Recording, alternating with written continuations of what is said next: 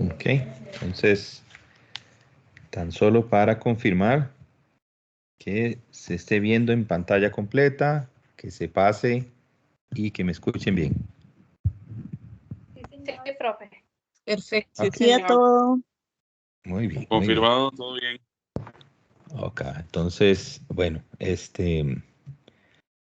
saludo, ya nos fuimos saludando ahorita mientras que pasábamos lista, pero sí, el saludo a todos. Otra semana más. Y bueno, vamos a dar inicio entonces a esta semana lectiva número 7 ya.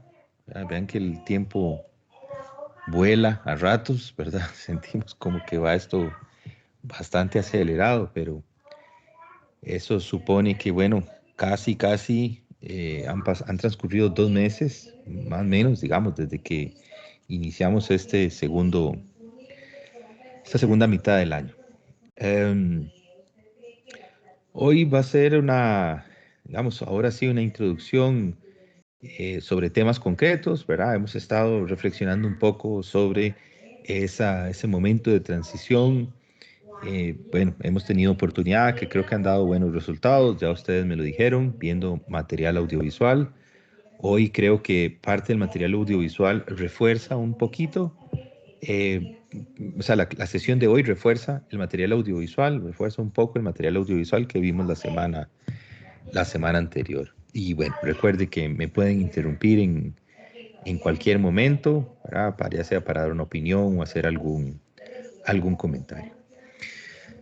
En el momento en el que realmente se está haciendo un proceso de cierre muy complejo, porque creo que lo hemos conversado en otras sesiones atrás, el cierre de digamos, de ese momento extraordinario, ¿verdad? De la humanidad, digamos, de manera general, al menos del mundo occidental como lo conocemos, que es la antigüedad, y en el momento en el que se da paso a ese otro periodo de la historia, entonces, que llamamos Edad Media,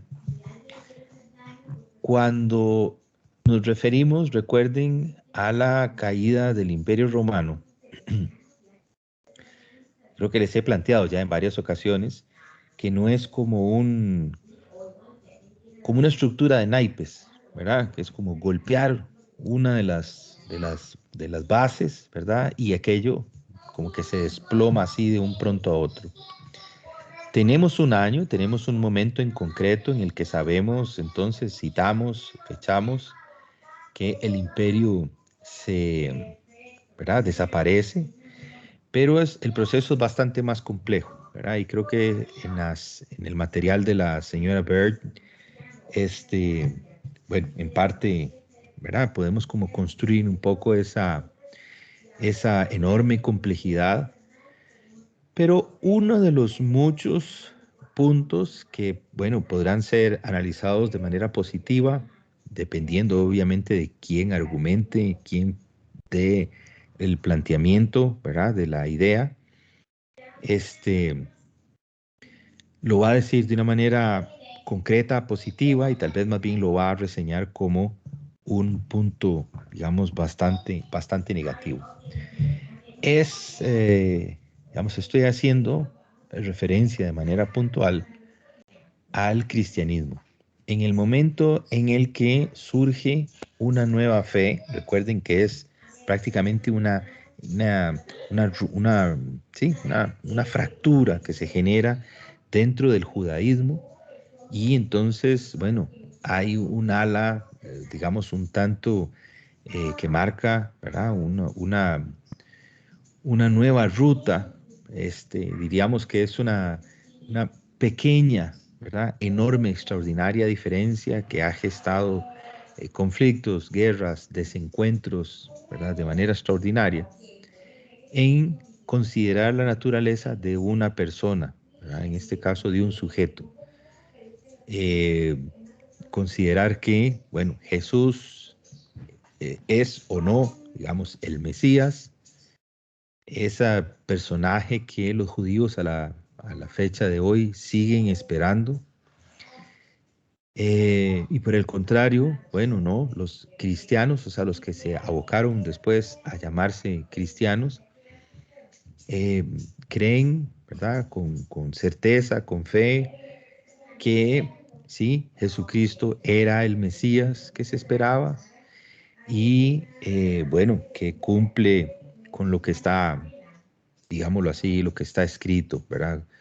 Cumple con la tradición, cumple con la, digamos, el anhelo, la esperanza, ¿verdad? Y eh, bueno, entonces a partir de ahí surge una nueva fe, una nueva estructura, porque también hay que asumirlo de esa forma, pero durante ese momento, ¿verdad? En el que surge como un culto, como una secta, evidentemente entonces eh, ¿cómo se llama? Prohibida, ¿no? Hasta que, bueno, más bien por el contrario, eh, se eleva o se logra nombrar como eh, religión oficial del Estado, ¿verdad? En este caso del imperio. Entonces, ese primer momento, ¿verdad? De ese cristianismo oculto, ¿verdad? Que no se podía profesar así, ¿verdad? De manera abierta, sin miedo a represalias, sino porque evidentemente era una secta prohibida, que además era perseguida. En ese primer momento inicial, la generación de imágenes la vamos a conocer como paleocristiano, ¿verdad? Que es ese un primer momento, como lo que también podríamos denominar, obviamente con un sesgo que ya tratamos de no nombrar, como un cristianismo primitivo, ¿verdad? Como primordial, inicial, primario, ¿verdad? Etcétera. Entonces, lo otro que hay que comprender, porque al final, ¿verdad? Cuando empezamos a hablar de un momento o de una época nueva, parece como que brotar así debajo de las piedras, ¿verdad? Como si se originara prácticamente como de la nada, y eso sabemos porque lo he argumentado y lo hemos discutido de manera sostenida en muchas ocasiones, que el arte no se genera de esa forma. Es producto de una época, pero arrastra o se nutre, ¿verdad? No sé cómo lo vamos a realmente cómo identificar, pero parte del pasado, ¿verdad? Utiliza un cimiento que existe. Entonces, lo que hay que tener claro es que estos nuevos adeptos a la fe, ¿verdad? Estos cristianos, bueno, originalmente eran romanos. Entonces, son autores, artesanos, escultores, pintores, poetas romanos que se convierten a esta nueva fe. Entonces, por supuesto, ¿verdad? Que este primer arte cristiano va a adoptar, va a nutrirse, va a partir, ¿verdad? De técnicas y estilos completamente conocidos como arquitectura, pintura, mosaico, ¿verdad? Talla e incluso metales que ya se venía trabajando. Entonces, lo que va a manifestar una clara tendencia particular que marca entonces un contrapunto son los temas, evidentemente, ¿verdad? Es el tema y el abordaje del tema lo que va a marcar una diferencia, pero pareciera ser arquitectura, pareciera ser pintura, pareciera ser mosaico, pareciera ser escultura romana, y hay que asumirlo, pues sigue siendo romana, digamos, evidentemente. Los temas que se van a trabajar, pues es lo que entonces va a denotar o va a ser fácil de leer. Digamos que se trata entonces de un estilo, un momento artístico completamente diferente. Posterior a digamos, a la caída entonces del imperio y recuerden, ¿verdad? Aquellos primeros siglos o momentos entonces donde en una de las láminas que habíamos visto, creo que la semana anterior, la tras anterior, teníamos un momento como de cierta incertidumbre, momentos de... eh, permítame un segundito, que estoy escuchando mucha bulla aquí en la casa. Un segundo.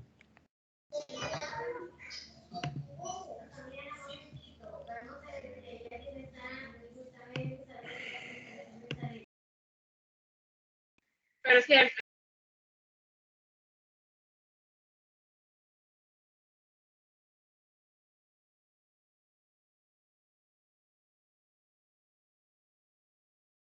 profe. Ok, creo que ahora sí.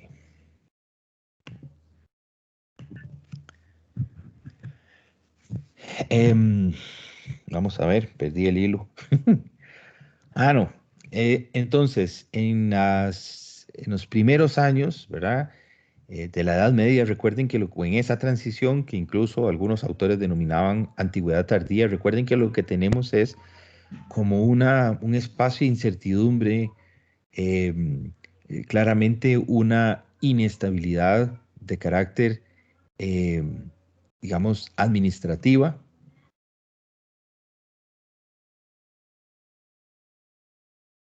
¿Así me están escuchando? Sí, como que hizo una pausa, Sí, pero hasta ahora sí. Todo bien, profe.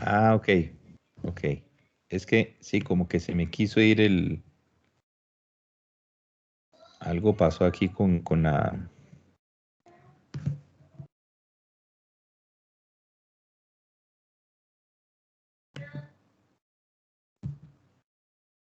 Ay, Dios, esperen, no encuentro el mouse ahora.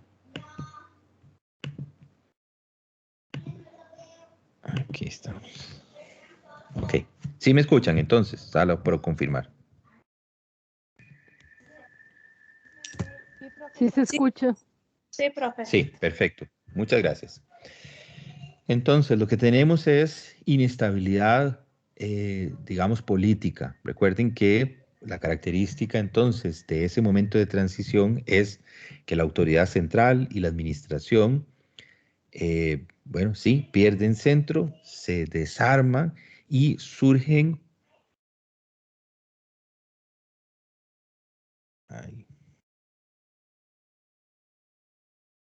ahorita porque estoy teniendo problemas aquí con la red, algo me está pasando.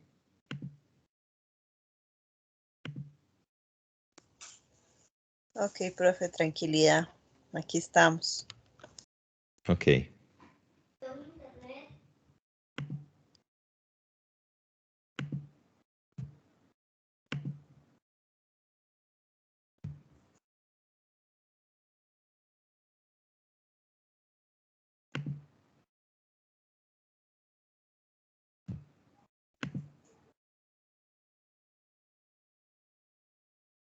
Ok.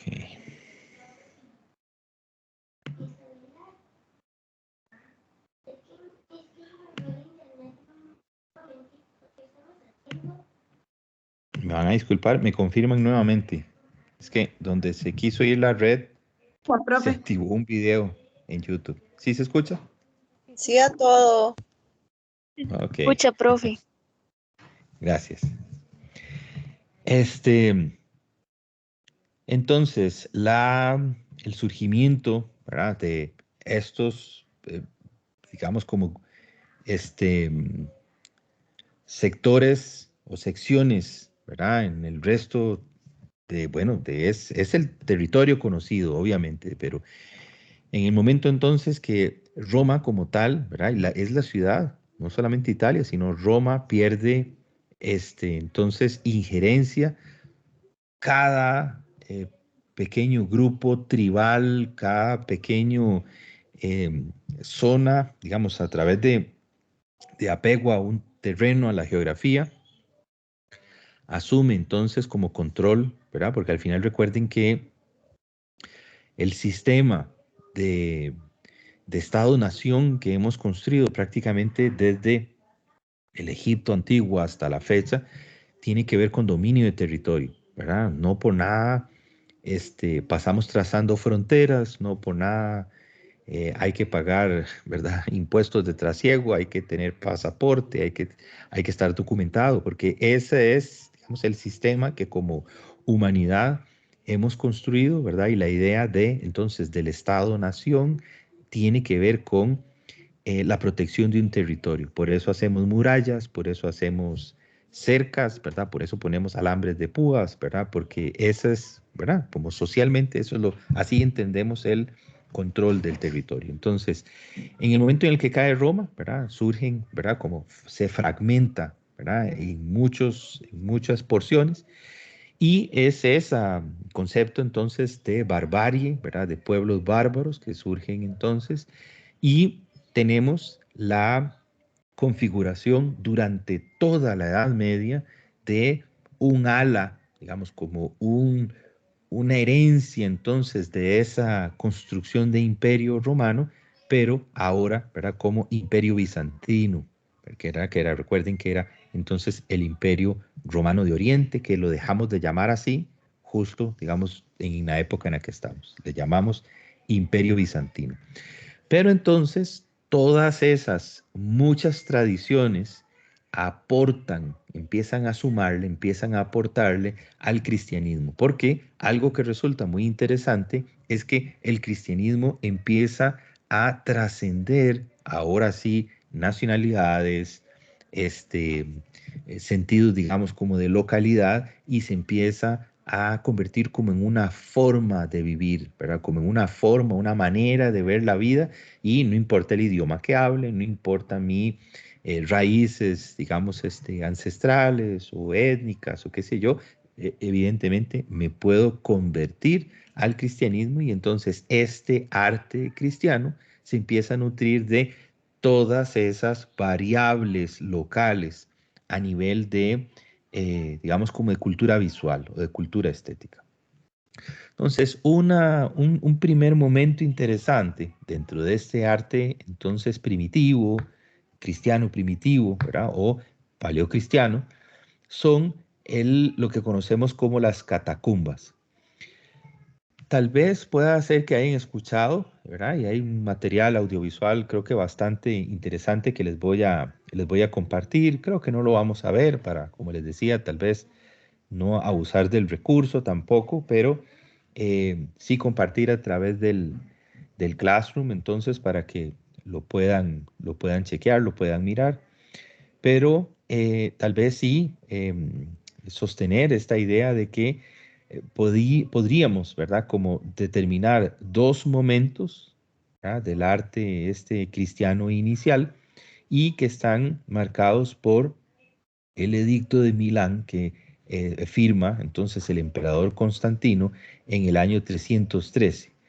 Vamos a decir que antes de esa fecha, el cristianismo es una secta prohibida, y después de esa fecha, ¿verdad? Se le otorga derechos digamos, de reconocimiento. Entonces, los cristianos podían manifestar su fe, ¿verdad? De manera pública, ¿verdad? Y decirlo así sin miedo, digamos, a tener esa persecución a la que estaba haciendo referencia, digamos, hace un rato. Porque evidentemente, ¿verdad? Vuelvo a insistir, era una secta prohibida. Entonces, vean que hay un año interesante. Entonces, las catacumbas corresponden a esa primera etapa, ¿verdad? A esa historia del cristianismo temprano, antes de, entonces, esta fecha del 313. Las catacumbas, en realidad, no son otra cosa más que cementerios romanos excavados, digamos, aprovechando un poco como las irregularidades del terreno. Entonces, una oquedad, ¿verdad? Un hueco, una especie como de caverna ¿verdad? En el terreno, una fractura ahí del terreno, se, se terminaba como de pulir, bueno, se excavaba, y era para enterrar, eh, ¿verdad? Romanos. La mayoría o algunas de ellas, por ejemplo, dos casos extraordinarios son, digamos, personajes de la alta sociedad dos mujeres conocidas como Domitila y Priscila en la ciudad de Roma. Entonces, estos cementerios estaban en jardines de algunas de estas casas de personas, digamos, de gran poder adquisitivo. Aquí lo interesante, y es lo que se termina citando, bueno, que en el caso de Domitila y Priscila, se convierte en el cristianismo y entonces lo que hacían era, más o menos, digamos, era como prestar esos aposentos, porque además eran subterráneos, ¿verdad? Eran bajo tierra, para poder entonces generar, ¿verdad? El culto, ¿verdad? Y poder celebrar, ¿verdad? Que los cristianos pudieran celebrar entonces sus rituales. Pasa algo muy interesante y aquí yo creo que también el cambio a nivel de estructura en lo que representa la experiencia de la fe, si lo recuerdan, cuando hablamos principalmente de Grecia, digamos, incluso en Roma, el romano es bastante más, el romano es muy pragmático, ¿verdad? Y yo creo que parte de la herencia latina, ¿verdad? Porque así ya tendríamos que denominarlo, bueno, nos llega de España, ¿verdad? O sea, vía España, ¿verdad? Por todo el tema, digamos, de conquista y demás, pero nos llega mucha herencia latina, ¿verdad? Como de esta herencia romana. El romano es muy pragmático, ¿verdad? Recuerden que lo que hicieron fue, una vez que conocieron muchas de las deidades griegas, dijeron, ah, sí, esta nos gusta, esta, y le cambiaron los nombres, ¿verdad? Y prácticamente seguían con los mismos atributos y se les rezaba así como eh, sin problema, ¿verdad? Porque el romano, pues esa era así su idiosincrasia, ¿verdad? Era como tremendamente como llevadero, ¿verdad? No, se ponía a hacer así como grandes razonamientos complejos, ¿verdad? Sí, no, ya asumen mucho de la filosofía, mucho de la cultura, principalmente mucho de la religión griega. Y cuando hablábamos de Grecia, recuerden aquella discusión que tuvimos, que fue por lo menos de una, ¿verdad? O de una sesión y media, o incluso creo que por lo menos unas dos sesiones, conversando sobre el concepto de templo, ¿verdad? Que creo que me parece que sí lo recuerdan, o bueno, espero que lo recuerden. Era aquella idea que entonces de que la construcción prácticamente era para ser vista de afuera, ¿verdad? Que adentro lo que había era una enorme imagen, por lo general bastante grande, ¿verdad? Entonces, esa imagen es una especie como de duplicado, ¿verdad? Una tiene ese dote, ¿verdad? De que representa al Dios, y entonces, claro, es un cajón, es una casa, así que donde literalmente habita una escultura que es ese Dios al que se le está rezando. Entonces, el templo es como la casa de Dios, pero entonces no entra nadie, porque nadie, bueno, el grueso común de la sociedad no tiene la dignidad necesaria, digamos, como para enfrentarse a Dios así cara a cara. Entonces recuerden que los rituales, al menos en la Grecia antigua, estaban muy cercanos a procesiones, a encuentros, ¿verdad? Como la experiencia más en la parte como afuera, ¿verdad? O sea, mucho en la naturaleza, pero tenía que ver también como en las plazas y así era como se vive, digamos, y mucho individual, ¿verdad? Y además recuerden, era ir a rezarle a un oráculo, ¿verdad? Y entonces pedir algún favor o algo, ¿verdad? Más o menos es como está más o menos planteado, digamos, en esta línea. Entonces, antes de que nada de esto, digamos, se vuelva, digamos, antes del año ¿verdad? Del siglo cuarto, se vuelva ahora sí, entonces, el arte cristiano como una manifestación, digamos, popular ¿verdad? Sin el peso, digamos, de la represión o la persecución. Claro, las catacumbas representan un momento extraordinario porque es oculto, ¿verdad? Es realmente como y se reúnen a escondidas, ¿verdad? Que creo que también, obviamente, no es que nadie sabía, ¿verdad? Dónde estaban, ¿verdad? Pero piensen, ¿verdad? Que en cualquier momento hay em, eh, digamos como sobornos, ¿verdad? O pagos de silencios o qué sé yo. Entonces, eh, ya sean guardas o miembros del ejército, se hacían los de la vista gorda, ¿verdad? Para que entonces los cristianos se pudieran reunir. Aquí hay dos imágenes y creo que son tal vez de las más antiguas, creo que de las más bonitas que podemos recuperar, que corresponden entonces a las catacumbas de estas dos patricias que se convierten al cristianismo. Entonces vean que estamos más o menos, ¿verdad? Datadas, son muy difíciles realmente como de una datación exacta. Estamos hablando del siglo III, ¿verdad? Por ahí del 250 más o menos en adelante. O sea, ya han pasado una buena cantidad de años desde esa, digamos, momento concreto, histórico, ¿verdad? De la vida de Cristo, ¿verdad? En el planeta, y ya han pasado 200 años donde todavía ahí se mantienen, ¿verdad? Como de muy, muy, muy bajo perfil. Y vean una de las primeras imágenes, que creo que lo habíamos comentado, al menos de manera nominal, tal vez no habíamos visto la imagen, pero sí creo que lo habíamos citado, que entonces una de las primeras representaciones de Cristo, ¿verdad? O de Jesús, es como buen pastor, ¿verdad? Recuerden la cita entonces de carácter bíblico, ¿verdad? Sagrado, donde en una parábola que no deja de ser, ¿verdad? Una figura literaria muy interesante, es una metáfora.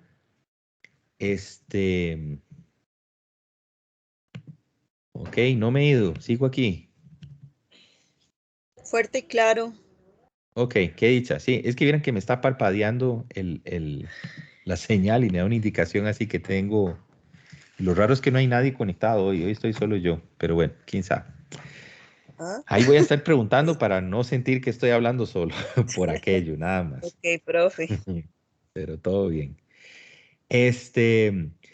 No, que entonces, digamos, de las primeras representaciones entonces de Cristo dentro del arte es esta, ¿verdad? Un Cristo, ¿verdad? Una figura de un Jesús joven y que hace referencia entonces a, bueno, a aquel pastor que tiene un rebaño, que además es tremendamente, ¿qué diríamos? Como cariñoso, ¿verdad? ¿Verdad? En el cuidado de sus ovejas, porque toma decisiones tal vez que no son lógicas, ¿verdad? Para un pastor. Pensemos que, a ver, si lo analizamos de esta forma, un pastor tiene que velar como por la mayoría y una se descarrila, que sería así como una se me queda atrás o la pierdo, bueno, no voy a descuidar el resto, ¿verdad? Por una.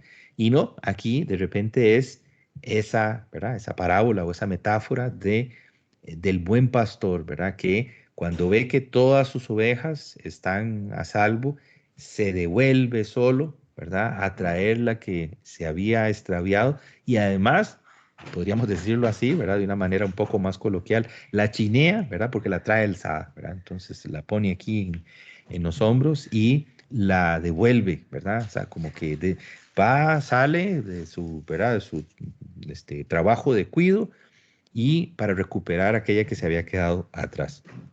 Entonces, estas son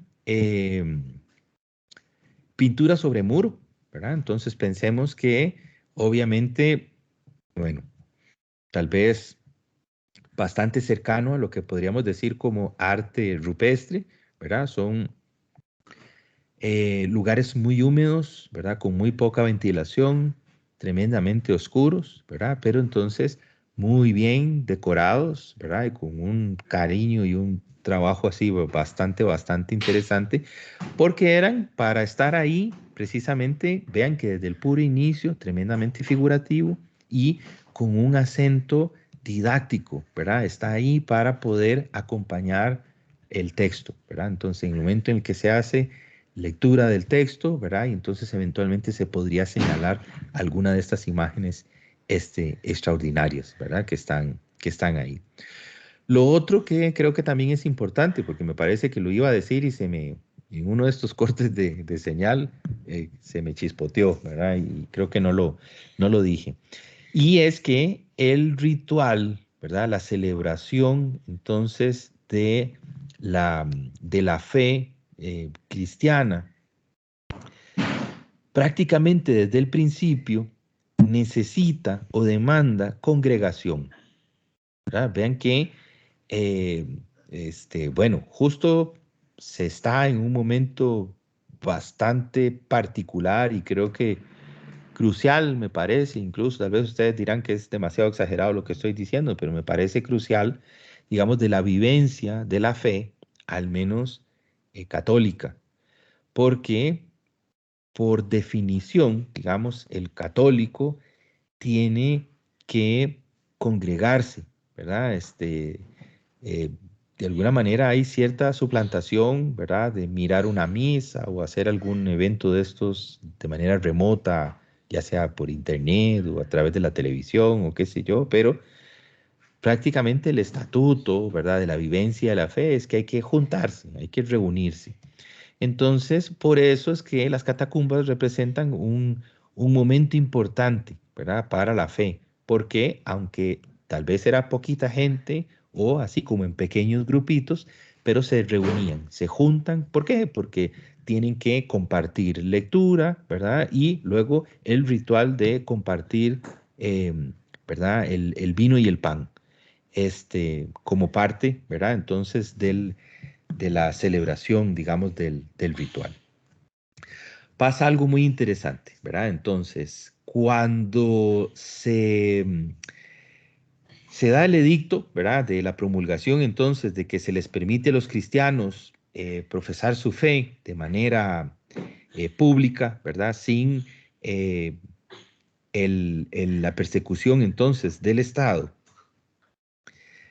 surge un problema, digamos, entre comillas, porque, bueno, digamos, el cristiano no recoge diezmo, al menos hasta ese momento, ¿verdad? No hay dinero, no hay, digamos, infraestructura, ¿verdad? Hay una comunidad de personas, digamos, que profesan esta fe, pero entonces el, ¿cómo se llama? El templo romano no les resulta útil a los cristianos, porque las construcciones, digamos, entre comillas, el espacio de congregación es relativamente pequeño, ¿verdad? Es muy pequeño. Entonces, bueno, hay un problema, ¿verdad? Toda la parte, ¿verdad? De lo que ahora vamos a denominar como pagano, que son los cultos griegos y romanos de antiguos, entonces se celebraban, recuerden, al aire libre, como ya lo dije. Entonces, va a ser Constantino que les hace una negociación, ¿verdad? Con este grupo, entonces, de cristianos y les dice, bueno, que pueden llegar a un acuerdo. Y vean qué interesante, lo que se les brinda como espacio, digamos, como un reciclaje, digamos, no sé cómo decirlo, o sea, es una apropiación de un espacio, ¿cómo se llama? Eh, Administrativo, son lo que se denominan o lo que se llaman basílicas. Entonces, estas eran bastante espaciosas y permitían entonces que se junten. Entonces, bueno, vean qué interesante. Las primeras construcciones cristianas no utilizan entonces templos paganos, digamos, como modelo, sino que utiliza las basílicas, que son espacios de reunión donde los altos, ¿cómo se llama?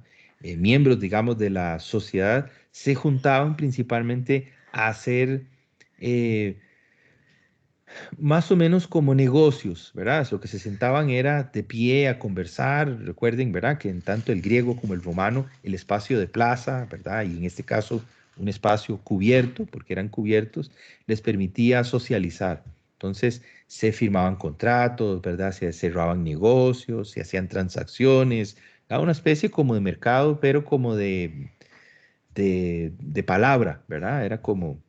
Entonces, las primeras construcciones van a utilizar, las primeras construcciones cristianas van a utilizar primero de forma reciclada basílicas antiguas que habían sido de alguna manera como abandonadas.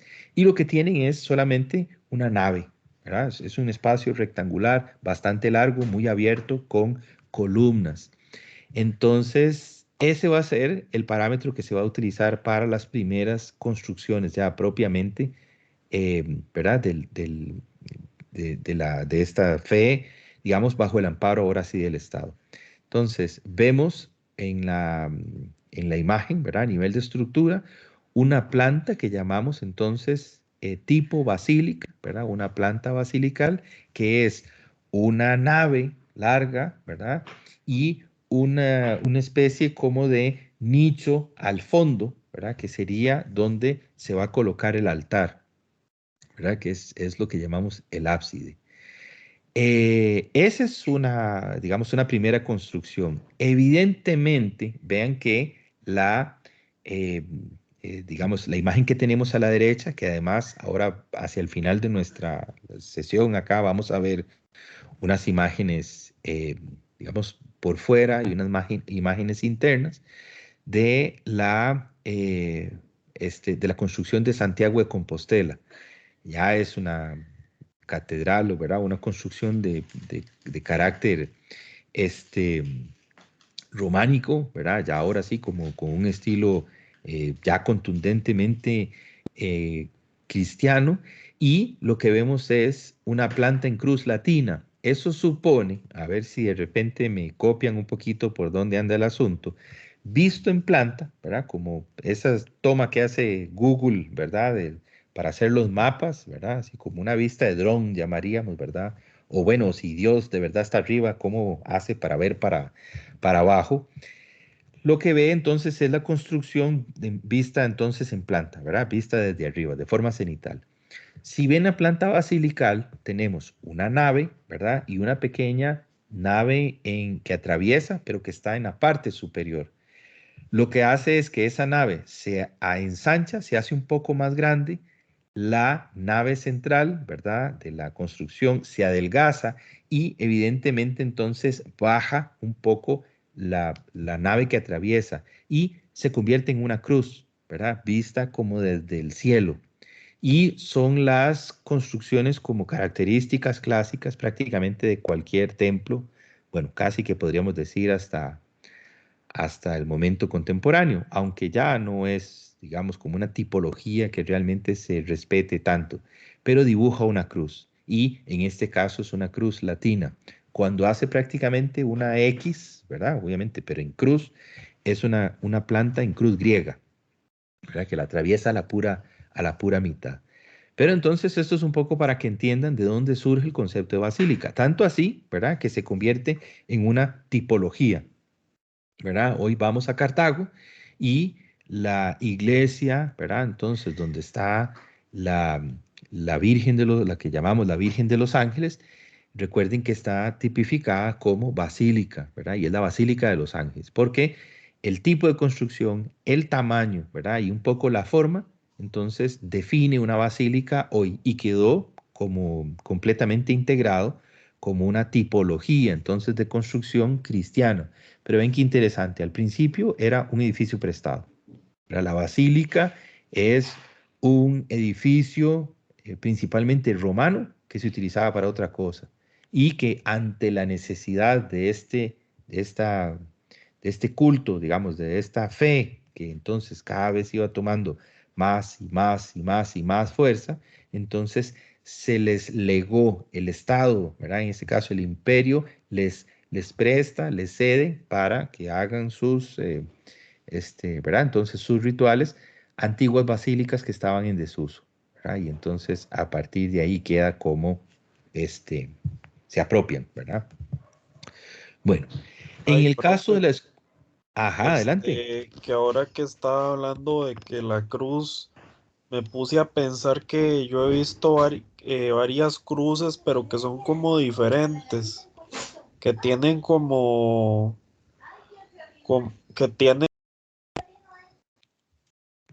que tienen como una X, ¿verdad? Es Aquí están, como, aquí vamos. sí, como una X, como en la cruz, o sea, es que son varias, o sea, hay un montón de cruces Ujú. distintas. Aquí vamos, sí, sí, justo aquí les voy a enseñar algunas, digamos, como variables.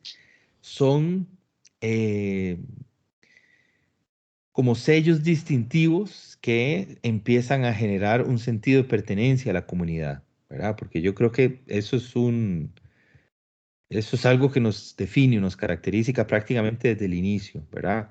Eh, Andamos una prenda de vestir y andamos enseñando un logo o una marca, ¿verdad? Y compramos unas tenis y las tenis enseñan un logotipo, ¿verdad? ¿Por qué es eso? Al final son como sellos o signos o, ¿verdad? Códigos visuales que generan entonces em, pertenencia, ¿verdad? Entonces de ahí va un poquito esa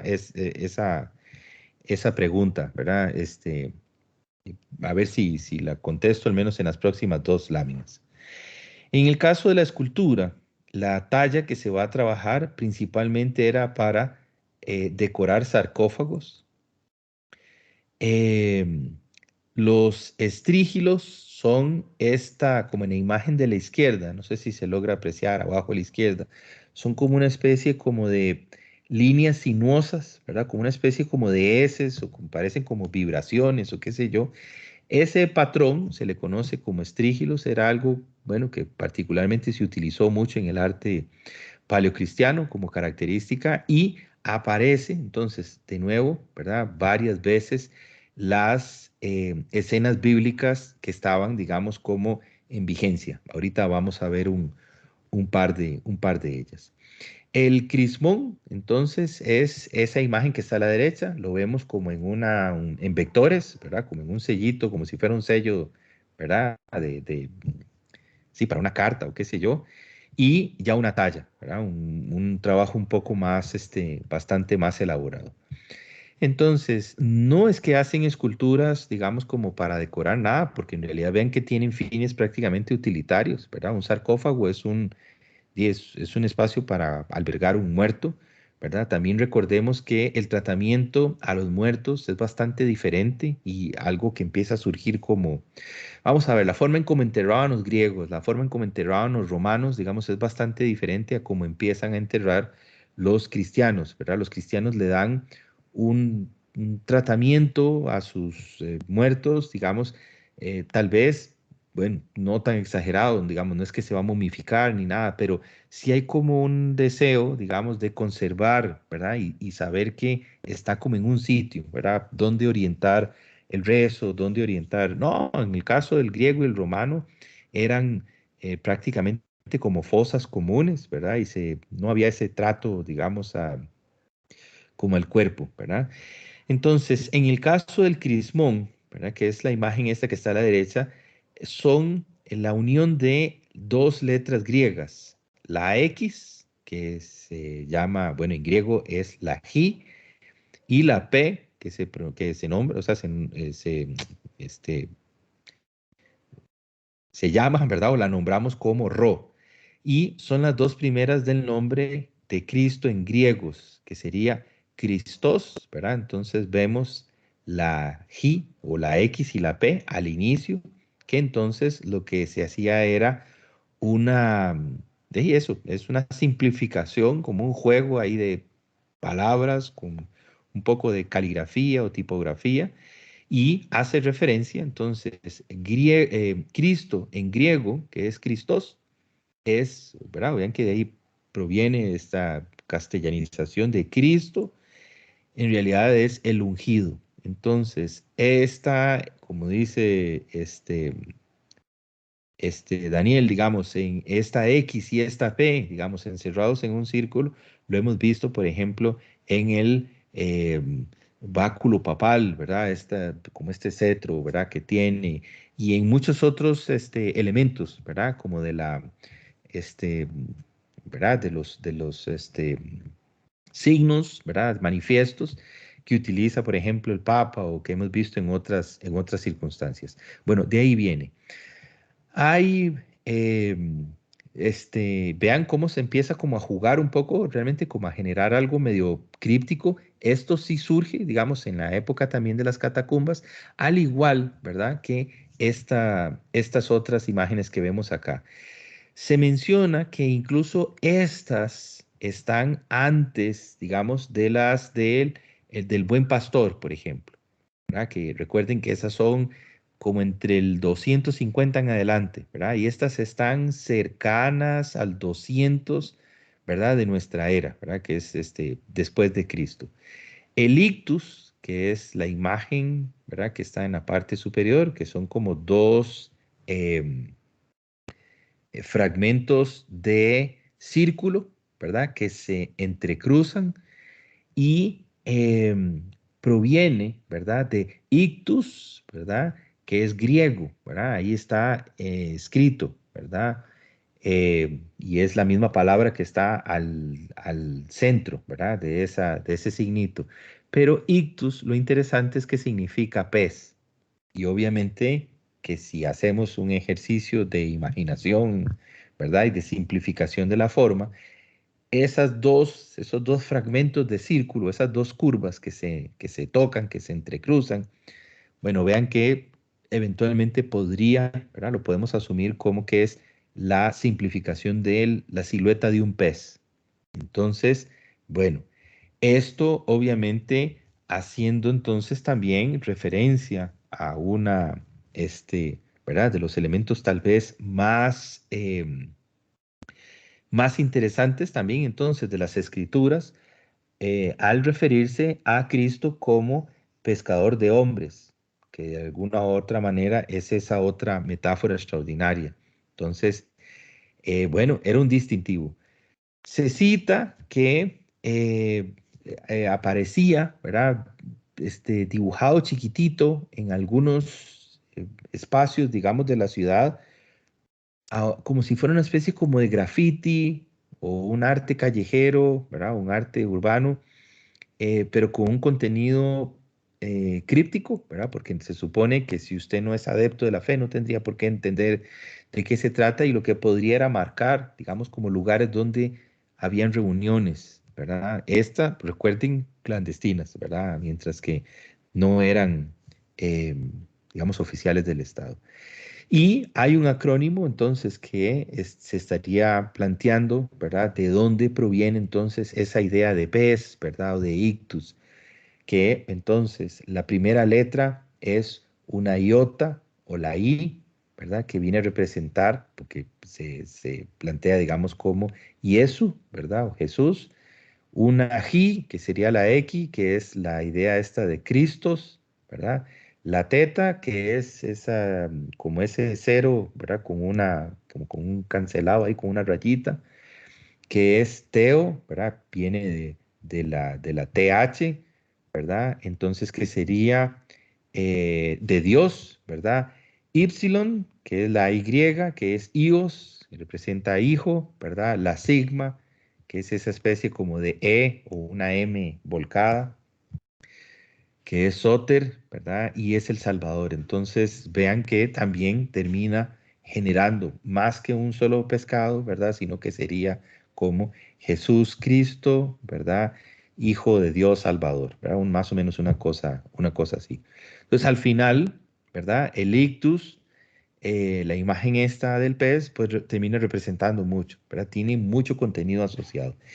Eso incluso también, ¿verdad? Entonces se aplicó o podríamos decir que se adaptó a otras variables, ¿verdad? Vemos en la imagen a la izquierda abajo una especie, ¿verdad? Entre combinación, ¿verdad? Entonces de la P, ¿verdad? Y la X, pero la X, digamos, ha tomado forma de digamos, como de T, ¿verdad? O generando una cruz, pero también entonces como un ancla, ¿verdad? Entonces vean cómo al final son muchas variables como de posibles lecturas. Esa es una monedita, ¿verdad? Como una especie de un sello que igual tiene dos pescados y un ancla, ¿verdad? Entonces donde también eran como formas de hacerse notar, ¿verdad? O decir, sí, yo creo en Cristo, ¿verdad? Soy cristiano, esa es mi nueva fe y todo como a partir de un código, ¿verdad? Como prácticamente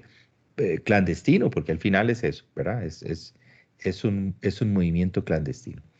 Y por último, para hablar entonces, ¿verdad? De otro ejemplo, vean acá un sarcófago tremendamente bien resuelto, ¿verdad? Con tres incluso imágenes entonces de, ¿verdad? De nuevo del buen pastor. Bueno, este está en Roma también, ya casi al final del siglo IV, ¿verdad? Los 390, ya bastante adelante.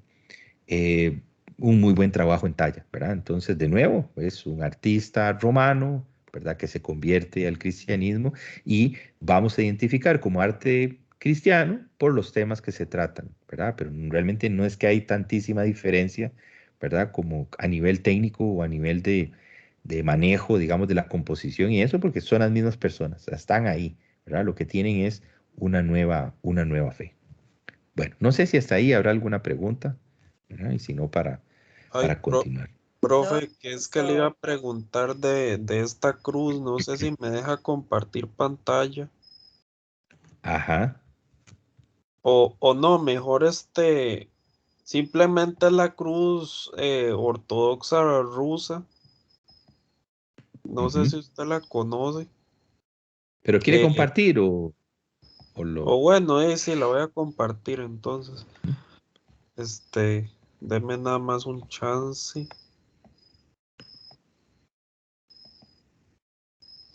Sí, recuerden que hay variables, o sea, y al final el símbolo de la cruz, sí, pues tiene un montón de acepciones. Hay una cruz egipcia, ¿verdad? Que en la parte superior tiene como un ojito, como si fuera un dije. Bueno, evidentemente no podemos decir, ¿verdad? Porque estaríamos haciendo una lectura más bien como hacia atrás, ¿verdad? Este, donde lo que tenemos es digamos, para los egipcios lo que significaba era como una llave, ¿verdad? Pero ven que al final, ¿verdad?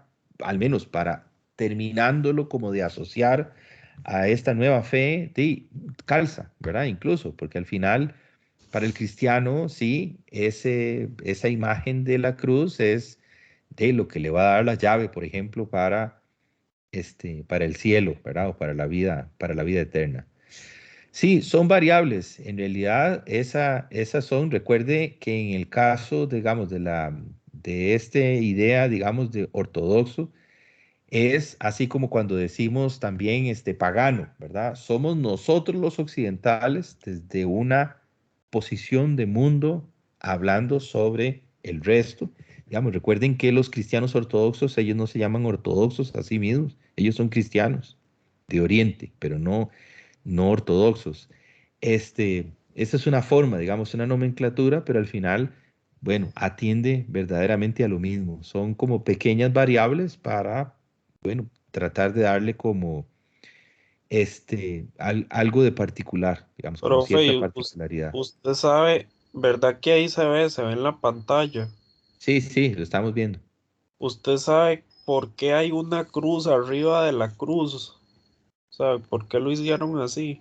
Sí, exactamente, por eso le decía, Daniel, digamos, exactamente ahorita no recuerdo, digamos, como para poderle decir, pero sí son variables y es un signo tremendamente universal, ¿verdad? Recuerden que incluso la cruz, digamos, central con los brazos quebrados, que llamamos como cruz gamada, en realidad aparece en la India, ¿verdad? Y tiene otras, digamos, como interpretaciones y variables, que al final incluso terminamos nosotros asociándolo porque, bueno, es parte de la simbología también que utilizaron, por ejemplo, los nazis, ¿verdad? Y terminamos diciendo que es un signo nazi, pero originalmente es un signo sagrado, ¿verdad? Entonces, y es una cruz también, que se rota, que se gira, ¿verdad? Que se le doblan los bracitos, pero es un recurso como muy, digamos, muy ligado a la humanidad y eso, ¿verdad? Que representa la posibilidad de trascendencia,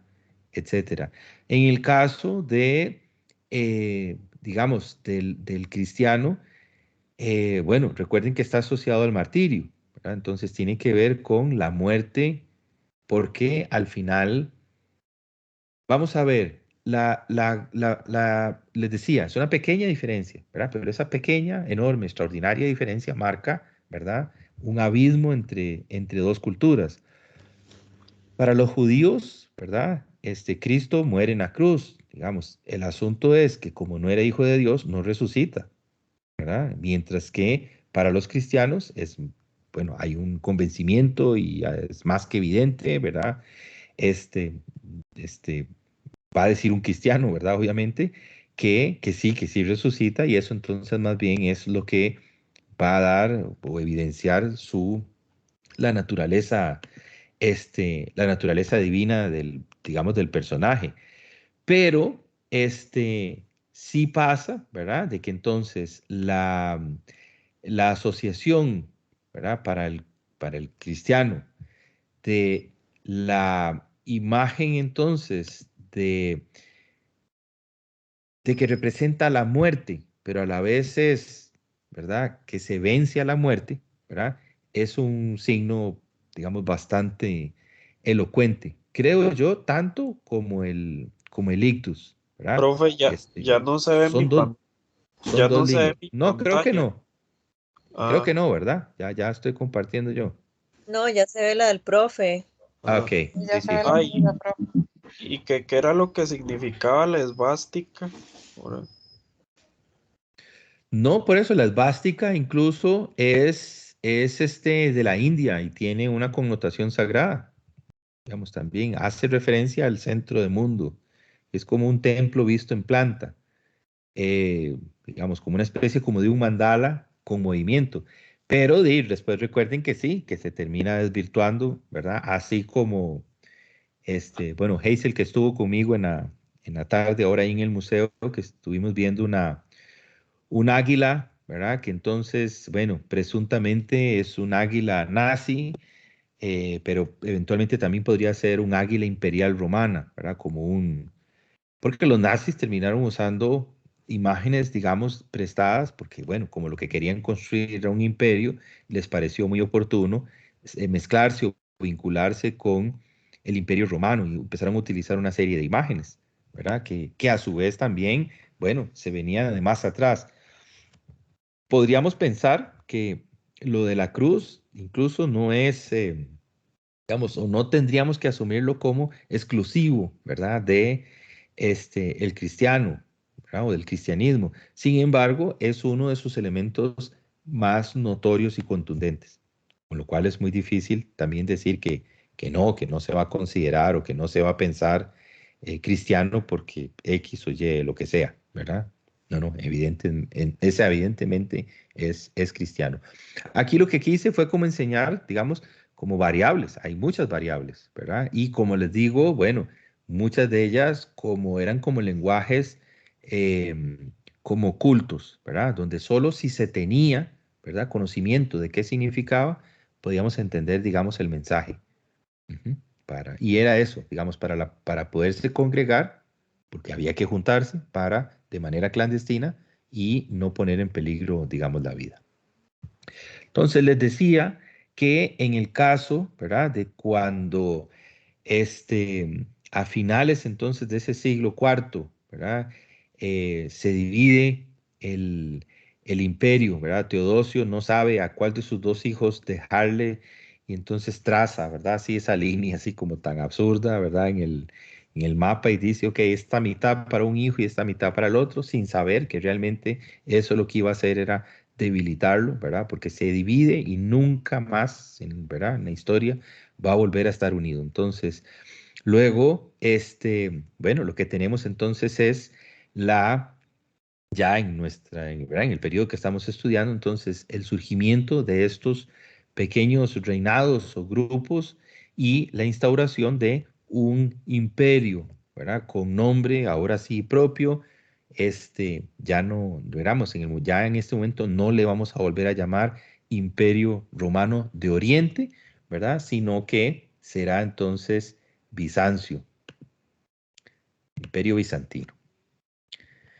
Bueno, aquí les decía, esto es un pequeñito repaso, sí, bueno, un pequeño repaso, es la otra parte, digamos, de la sesión de hoy, que lo vimos, ¿verdad? Como una introducción, este, ¿verdad? Con bastante buena información en el material audiovisual de la semana anterior, pero entonces, sí, ¿verdad? Más o menos de qué es ese arte bizantino. Su, su raíz o su cercanía con Oriente. Entonces va a estar más cercano de la parte, digamos, de la cultura helénica que más que la cultura propiamente latina, ¿verdad? Recuerden que es como la parte donde está, digamos, la Grecia antigua. Y entonces, bueno, se hace una mezcla extraordinaria porque es Roma, ¿verdad? Es la herencia del Imperio Romano. Muchos de los intelectuales que están en Roma se mueven a Constantinopla, entonces surge como una capital cultural verdaderamente extraordinaria para este momento, pero su tradición principalmente más bien va a ser de corte griego, ¿verdad? De corte latino.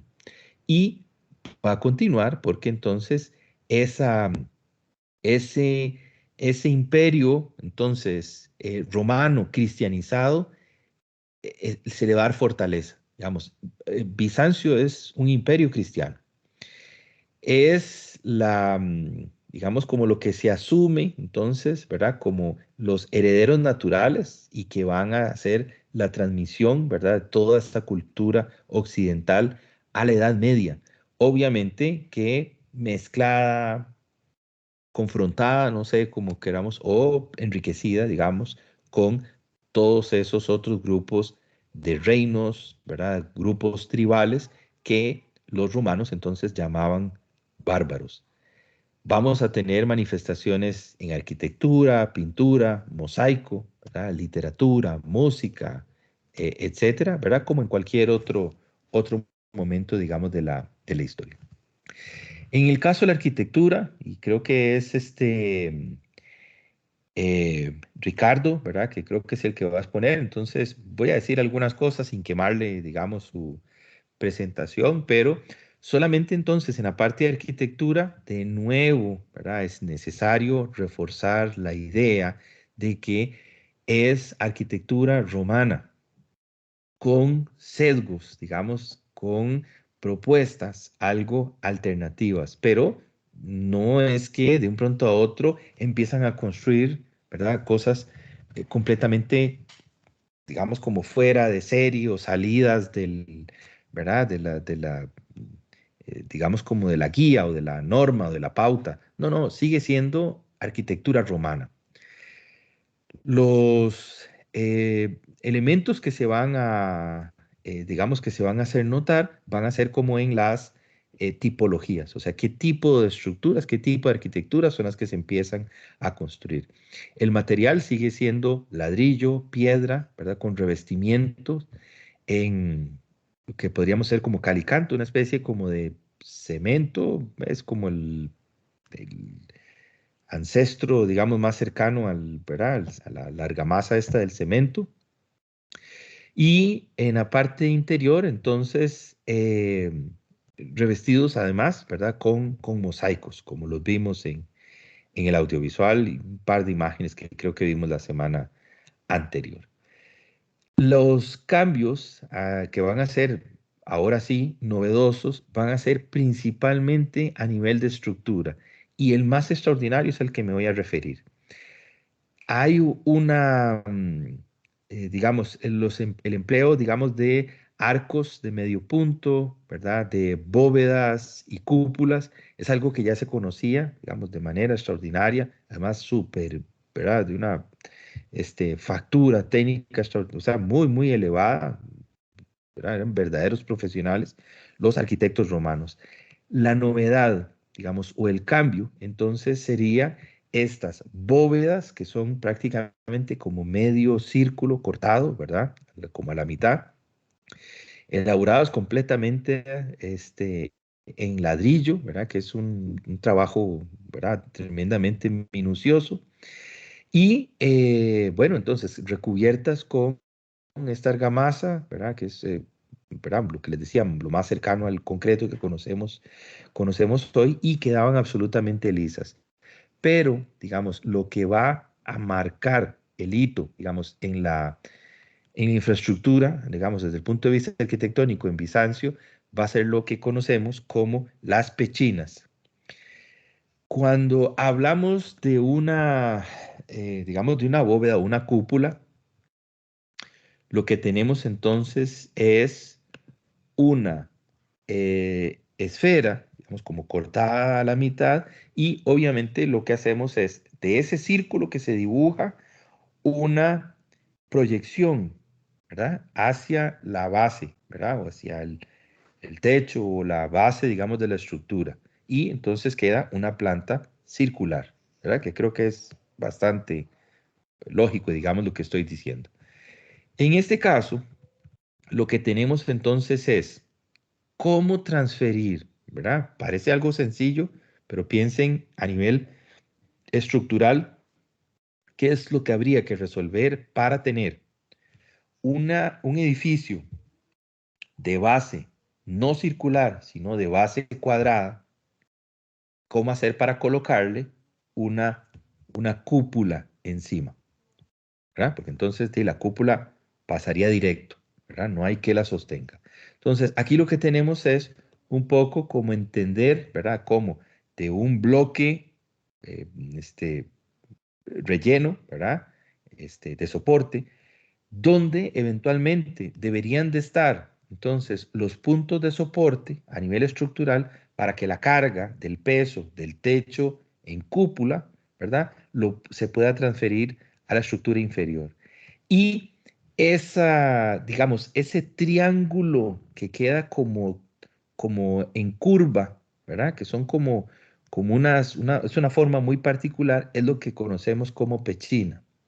Y permite, entonces, como pueden ver en la imagen, digamos, de abajo o en la extrema derecha, abajo, ¿verdad? Realmente cómo esa estructura logra recibir la circunferencia entonces de la cúpula y pasar las cargas directamente a 4 puntos en una base cuadrangular.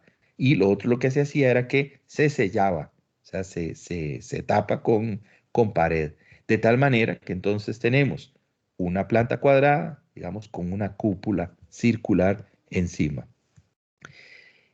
El edificio que va a tener entonces eh, que va a ser como la obra más extraordinaria donde se inaugura, ¿verdad? Este concepto de Pechinas y donde queda entonces como una obra maestra prácticamente no del Bizancio, sino de la humanidad. Bueno, va a ser, permítanme, la Catedral de Santa Sofía. Ahorita les voy a contar un poquito, ¿verdad? Como la historia, que la vimos, pero, ¿verdad? Aquí un poquito más.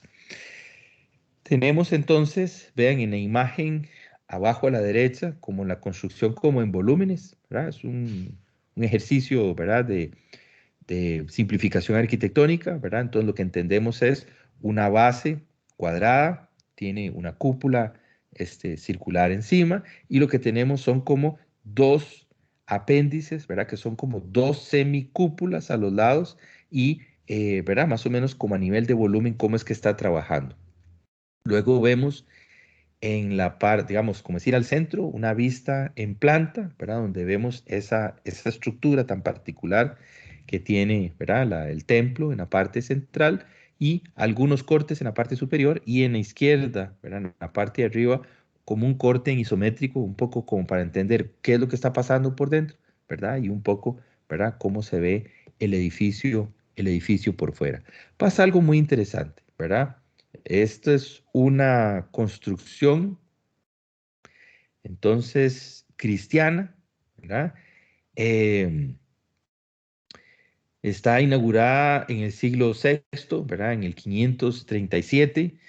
Eh, Son dos arquitectos y matemáticos, ¿verdad? Quien este, participan en el proyecto, ¿verdad? De esta, digamos, en la concepción diseño, cálculo, digamos, de la estructura, tanto, ¿verdad? Desde el punto de vista arquitectónico como, ¿verdad? Ingeniería, este, y es una verdadera obra maestra, tanto así que el encargo, ¿verdad? Entonces, en Constantinopla, porque estamos en Bizancio, implicaba, ¿verdad? Para el emperador que quería como hacer una reconstrucción y ojalá sobrepasar, y las crónicas de la época lo que dicen es, y además lo logra, ¿verdad? Dice, quiero hacer un templo más grande que el de Salomón, ¿verdad? Quiero que sea el templo, ¿verdad?, cristiano más grande, ¿verdad?, de la humanidad, de la historia que se haya construido jamás.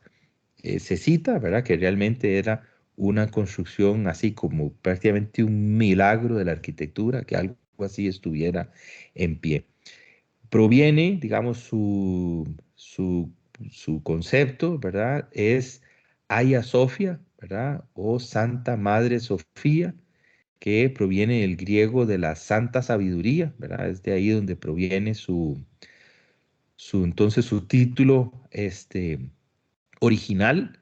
Es basílica, ¿verdad? Y corresponde, bueno, lo decimos hoy, pero sin embargo no habría forma de decirlo de esa manera, a una construcción entonces, ¿verdad? En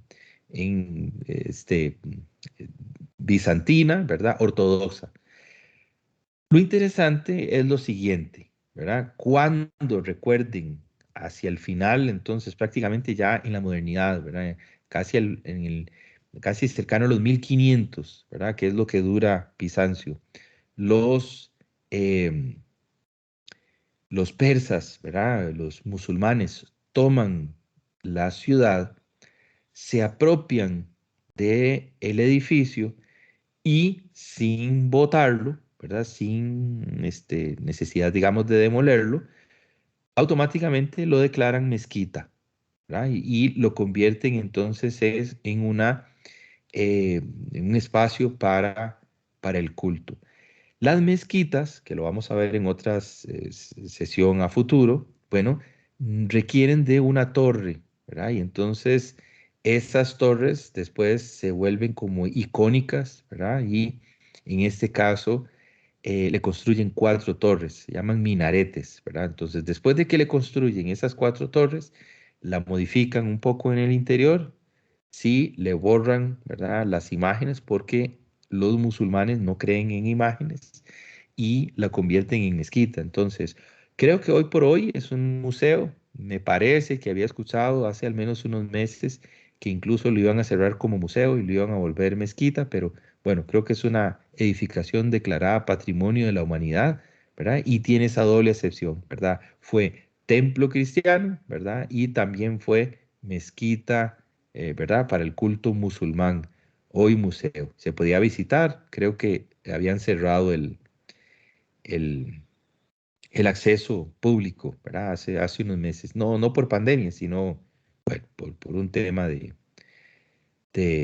ideología, ¿verdad? Pero entonces vean qué interesante, ¿verdad? Al final terminó siendo, ¿verdad? Vean que es basílica, ¿verdad? Porque utiliza una serie de elementos, entonces, de arquitectura romana. Una técnica romana de construcción.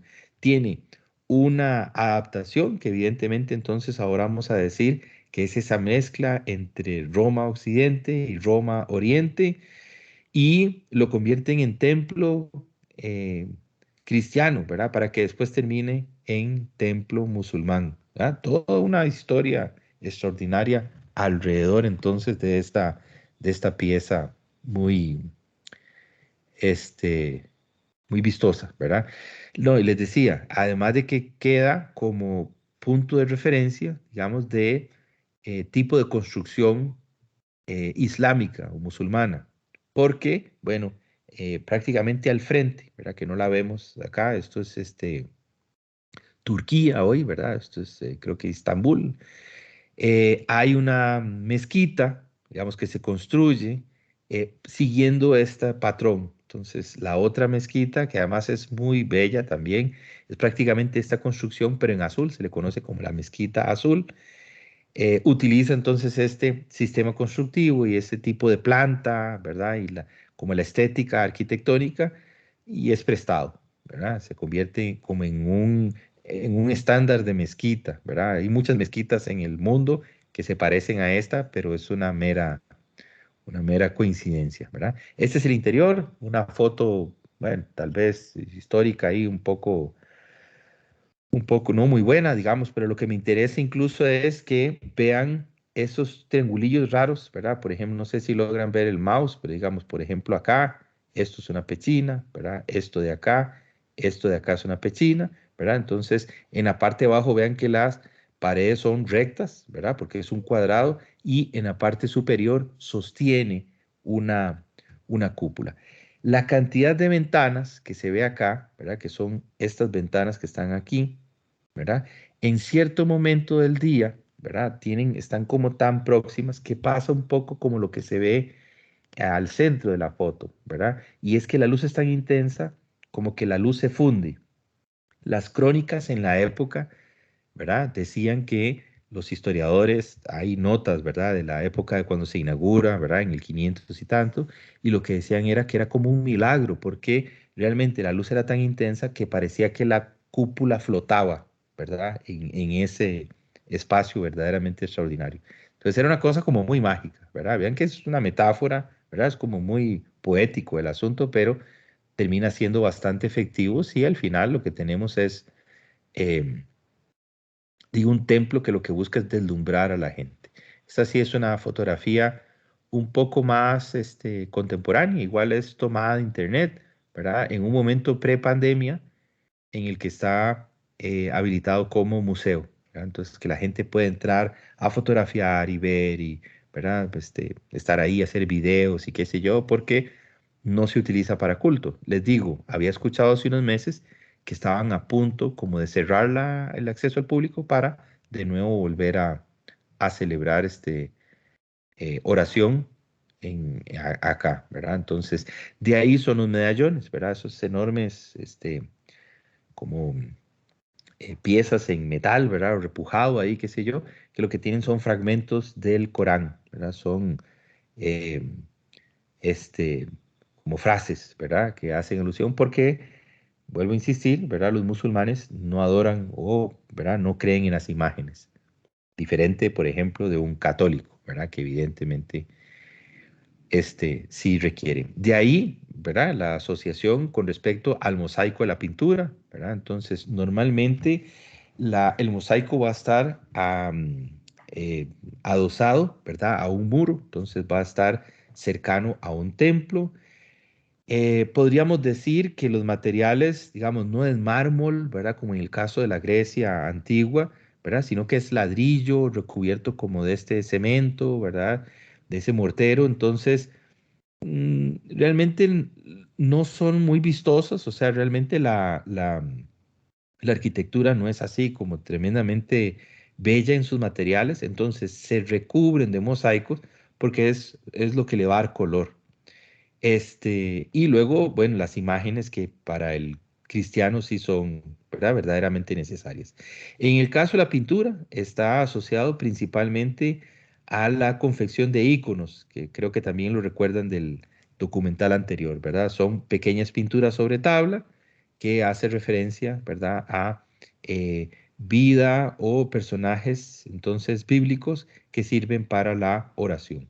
Entonces, es esto, digamos, bueno, esto se ha discutido mucho porque recuerden que una de las figuras que va a cuestionar, tal vez de manera más insistente, va a ser Martín Lutero, ¿verdad? Todo el cambio de la reforma, entonces, que se va a dar justo al final, ¿verdad? Entonces, ¿verdad? En el cambio entre la Edad Media y la transición hacia el Renacimiento, ¿verdad? Y entonces hay un cambio fundamental que lo que se decía era que no se requiere como de intermediario, ¿verdad? Y entonces otras corrientes cristianas también, pero ahí se rompe, ¿verdad? La unidad y, bueno, de nuevo, para lo que un católico, por ejemplo, cristiano católico, se referiría, digamos, a estos grupos, normalmente para englobarlos dentro de eh, un paquete grande, ¿verdad? Se les llama como hermanos separados, ¿verdad?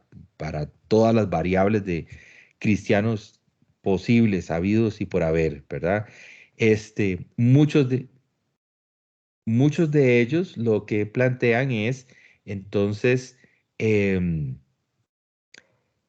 que no se requiere una figura, ¿verdad? En este caso un ícono, para orientar el rezo, ¿verdad? O sea, la plegaria.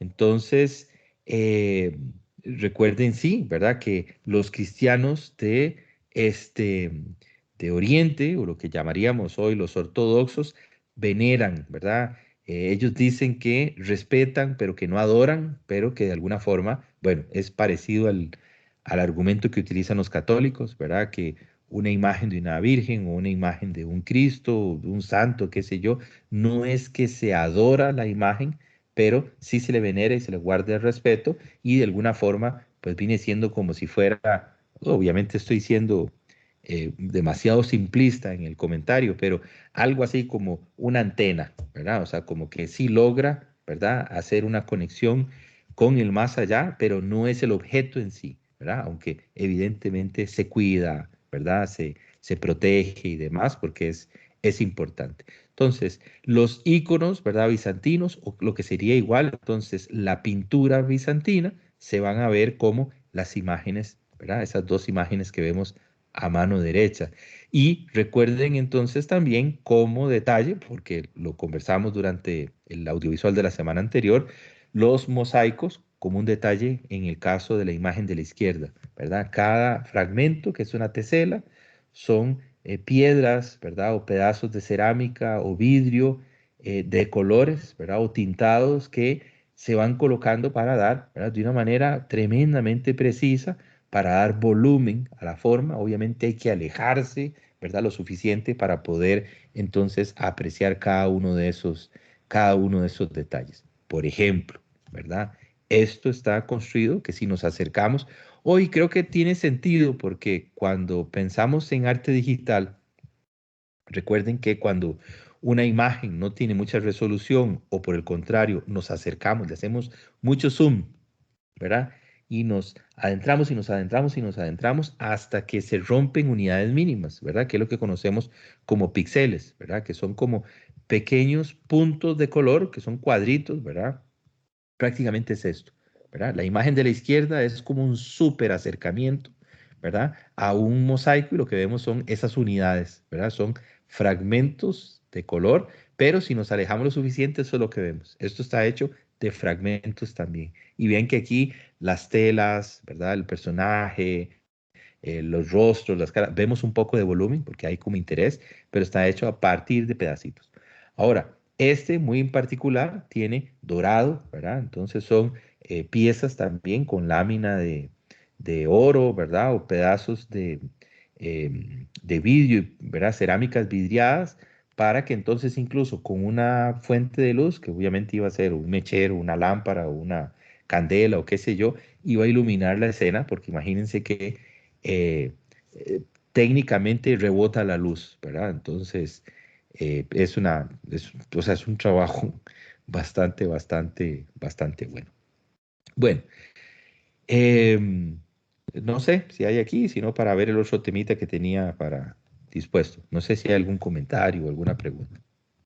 Si no, seguimos. ¿Aló? ¿Me escucha, profesor? Sí, adelante. En las cúpulas del templo hay algún tipo de referencia espiritual, porque ellos forman esas cúpulas. No sé si lo dijo o me perdí, o quedé pensando en que ellos tenían esa elaboración de esa cúpula. Pero no entiendo, Maribel. ¿La decoración o la cúpula en sí? No, la cúpula en sí, porque es que ellos Ah, deciden hacer ese tipo de cúpula en sí, en realidad es una referencia a que representa la bóveda celeste. O bueno, sea, gracias. es un tema como de referencia al mundo, digamos. Entonces es sentirse, así como literalmente, debajo, digamos, de ese elemento como celestial, ¿verdad? Por eso les decía que esa cúpula en particular, ¿verdad? Que tiene tantas ventanas, entonces se hacía como un anillo de luz tan intenso que justo incluso había una sorpresa extraordinaria porque parecía que eso flotaba, ¿verdad? Como que no había nada que los... Entonces, claro, imagínense, esto es un poco como escenográfico, digamos, pero obviamente piensen que un templo está pensado para deslumbrar y sentirse acogido y, ¿verdad? Para sentir a Dios, ¿verdad? De alguna manera. Entonces eso es extraordinario, ¿verdad? Sentir como que aquello flota y además es, sí, sentirse como cobijado, porque además recuerden que en la estructura, normalmente, ¿verdad? El que vino a desarmar esa idea fue Juan Pablo II en una de sus encíclicas, pero yo creo que a la gente, por lo general, le cuesta no pensar en el cielo o en el infierno como en un lugar, ¿verdad? Juan Pablo II trata de alguna manera, ¿verdad? Como de poner una propuesta un poco más, digamos, como teológica o filosófica, ¿verdad? Decir, bueno, es un estado, ¿verdad? El paraíso es un estado, el infierno es un estado, no necesariamente un lugar, pero por lo general pensamos en el cielo, ¿verdad? O en el paraíso arriba, ¿verdad? Y en el infierno abajo, ¿verdad? Eso es lo que tenemos. Y entonces, claro, las representaciones visuales siempre ¿verdad? Satanás y sus secuaces, ¿verdad? Están bajo tierra ya y Dios está en las nubes, ¿verdad? Porque esa es como la forma en la que estructuramos el. Entonces sí, una cúpula es, digamos, como la forma arquitectónica, digamos, de representar, ¿verdad? La bóveda del cielo, ¿verdad? Como ese domo que vemos cuando estamos de noche o es de día y vemos hacia arriba y sentimos que es como un domo, ¿verdad? Lo que nos cubre. Ujú.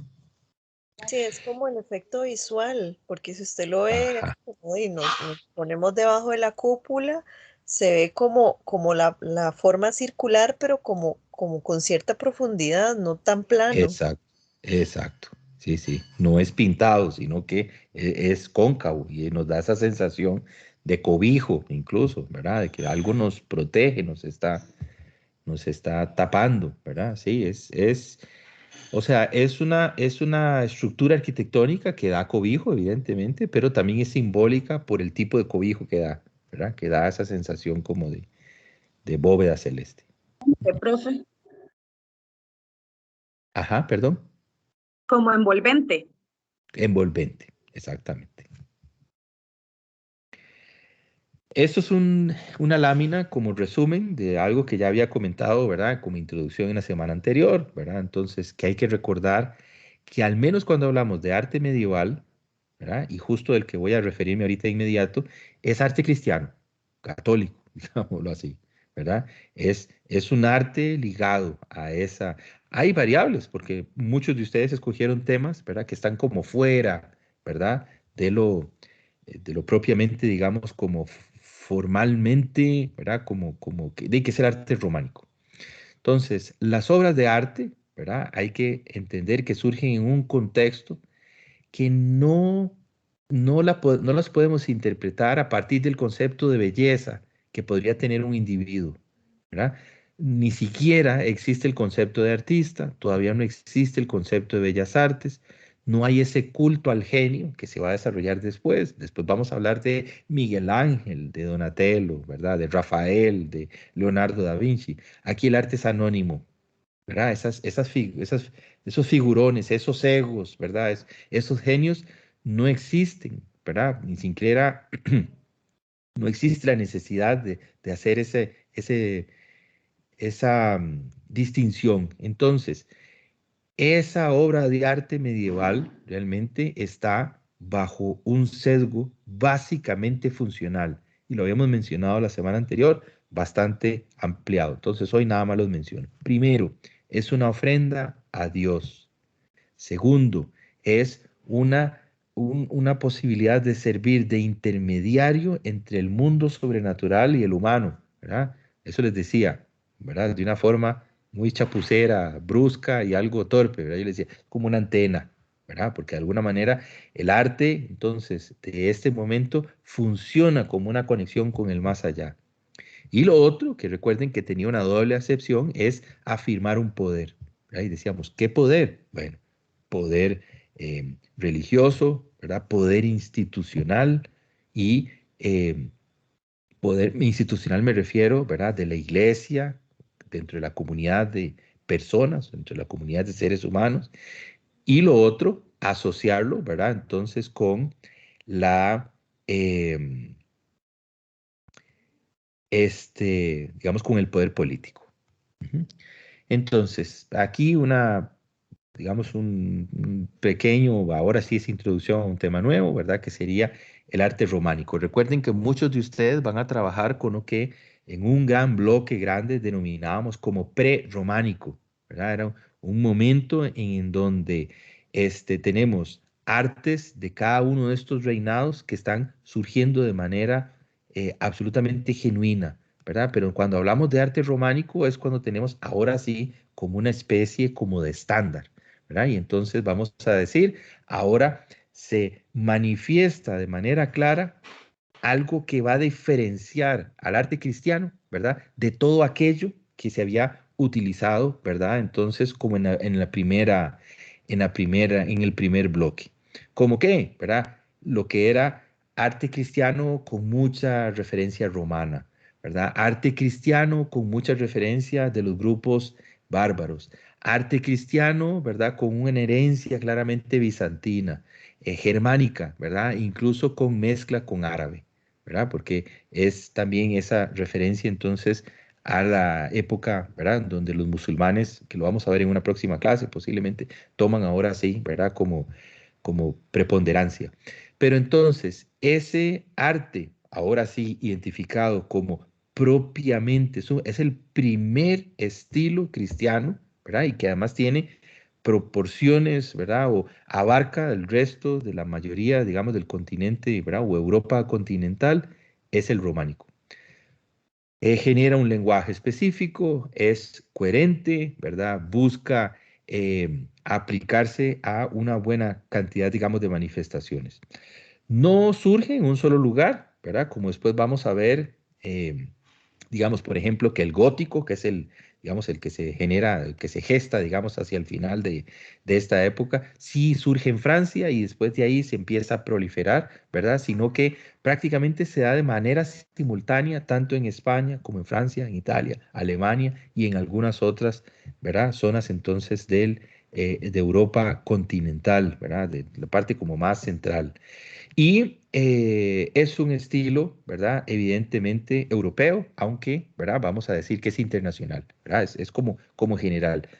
Hay variables, evidentemente. Hay como cierta adaptación del románico a Francia, cierta adaptación del románico a España, pero son como pequeñas variables. En realidad es bastante uniforme.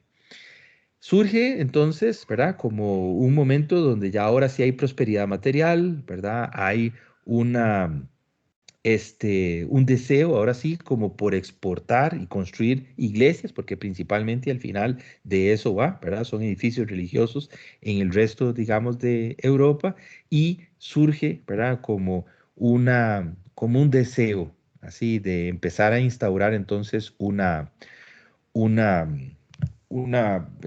tipología. Lo vamos a ver como arquitectura al final y voy a presentar algunas otras manifestaciones. En este caso, una pintura aquí sobre, digamos, es una pintura para una lámina de un libro, ¿verdad? Es lo que se denominaban como los incunables, que eran los libros antes de la imprenta, ¿verdad? Son códex y en este caso, ¿verdad? Vean que es el año 1220, ¿verdad? Y está datado, bueno, cercano, digamos, a Alemania. Tiene una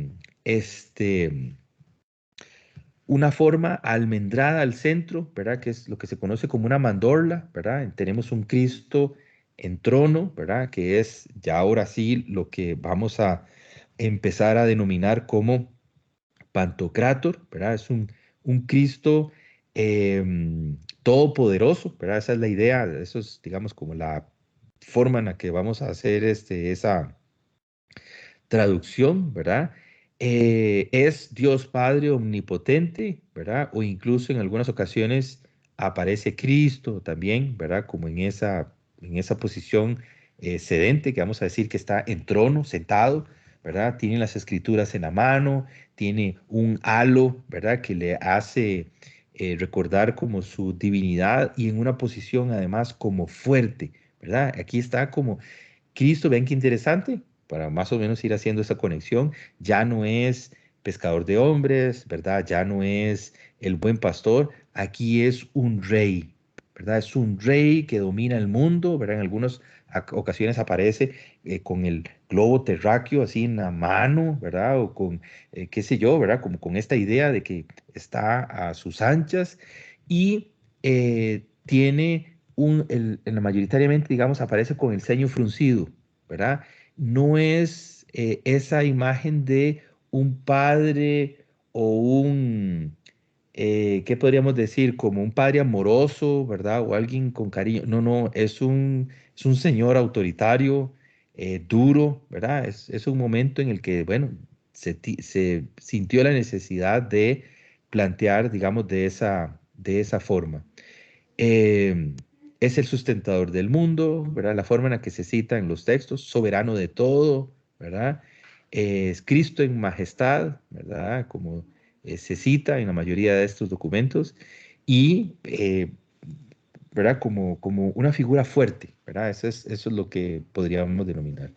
No solamente, ¿verdad? También eso es importante, entonces, en textos, sino también en pintura, ¿verdad? Sobre muro, ¿verdad? Entonces, aquí es la bóveda, esa, ¿verdad? Ábside que está al final, digamos, como detrás del, este, em, Profe, bueno, de ¿qué la mesa principal, significaba, ¿sí? qué significaba en la imagen anterior, este, eso de que estuviera como un pájaro, como versión ángel, Son un los, toro versión ángel? ajá, son los cuatro evangelistas, ¿verdad? Se identifican con un ícono, de nuevo, ¿verdad? Y entonces sí, es un toro, un águila, ¿verdad? Un león y un ángel. Sí, porque Este, yo sí sé que a Ra lo veían como con la cabeza de un pájaro, pero aquí de ahí no, no sé cómo es la, el contexto. o sea, cada evangelista se asoció con un animal, ¿verdad? Y entonces es cuando no aparecen los nombres, aparecen los animales. Bueno, sí, es como un atributo. Y en este caso, entonces, porque es la imagen de una Biblia, ¿verdad? O sea, una ilustración de una Biblia. No, por eso le digo, no solamente en la parte de los textos, también aparecen, ¿verdad? Aquí igual está, vamos a ver si lo logro. Vean que está el toro también en la parte derecha. Digamos, no aparecen posiblemente todos en la imagen, ¿verdad? Pero está el toro, está el ángel, ¿verdad? Que igual son los evangelistas. Aparecen imágenes de, em, ¿cómo se llama? Arcángeles, aparecen imágenes de apóstoles, ¿verdad? Más o menos. De nuevo, esa imagen, ese recurso de como de almendra, ¿verdad? Una imagen almendrada que es la mandorla, ¿verdad? Y de nuevo, Cristo en figura sedente, ¿verdad? Sentado, ¿verdad? Con el ceño fruncido, vean que parece como un señor así muy Profe, se fue la enérgico, imagen. bravo.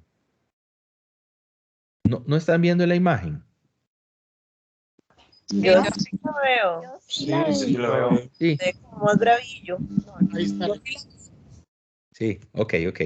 Ahí me es avisan porque me Sicilia. da cosa que sea mi señal. Sí, puede ser que más bien sea la señal de ustedes, que haya Ok. parpadeado ahí un poquito el... Ujú. Este, bueno, vayan viendo, ¿verdad? Este está en España, ¿verdad? Hay algunas indicaciones, se le conoce como maestro de Tajul, ¿verdad? Porque recuerden que es anónimo, pero entonces más o menos, ¿verdad? Como que se asume por dónde andaba, fecha, ¿verdad? Este es en Sicilia, fecha, ¿verdad? Igual es el mosaico, y este caso es un mosaico, pero vemos de nuevo, ¿verdad? Ven que tiene el ceño fruncido, se ve así como poderoso, serio, ¿verdad? Profe, Con una serie qué de atributos. significaba digamos, el gesto que hacen con la mano? Es un saludo, es una bendición, digamos, sí, es como una mudra. También lo vemos y esto es muy oriente, digamos, porque esto recuerden que está también muy cercano lo vamos a ver en imágenes de la India, ¿verdad? Budistas, etcétera, que lo que hacen son como saludos o bendiciones con las manos, ¿verdad? Y eso era un recurso también bastante usado. Bueno, no solamente, ¿verdad? Esas tan, imágenes así como tan pesadas. Aquí vemos una imagen de Cristo tratando de calmar las aguas y caminando, ¿verdad? Entonces, vean que son estos como catequesis, ¿verdad? Es ese ejercicio em, de adoctrinamiento, digámoslo así, sin ser, ¿verdad? No estoy diciendo nada, es evangelizar, es realmente como adaptar un poco el texto, porque además recordemos que o sea, lo de leer y escribir eran muy poca gente, ¿verdad? Quienes tenían ese conocimiento, entonces era como tratar de adaptar esa, este,